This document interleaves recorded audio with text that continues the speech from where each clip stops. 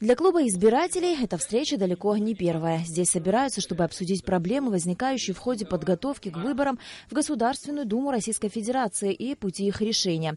Вице-премьер правительства Беслан Эшба, курирующий вопросы подготовки к выборам, высказал пожелание, чтобы граждане России, постоянно проживающие в Абхазии, приняли активное участие в голосовании. Хотелось бы, что граждане России, которые проживают в Абхазии, приняли в нем активное участие.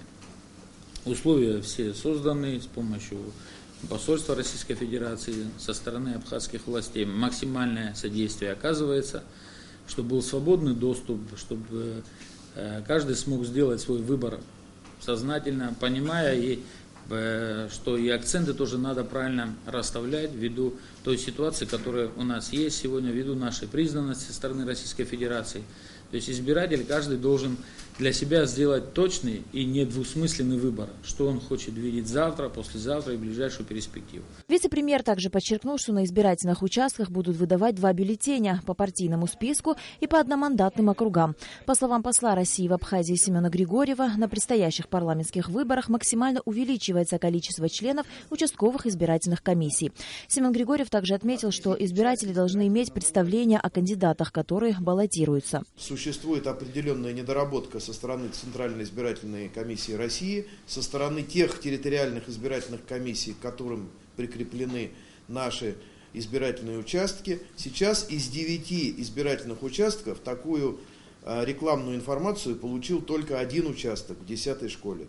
Мы сейчас предоставили эти материалы администрации города Сухум, и они по возможности по Сухуму будут расклеивать эту информацию.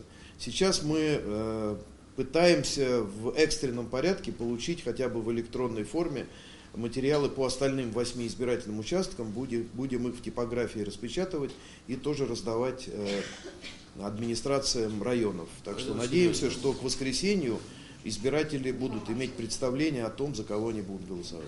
Как известно, 18 сентября в различных районах республики откроются 9 избирательных участков. Однако в числе районов отсутствует Гулрипшский.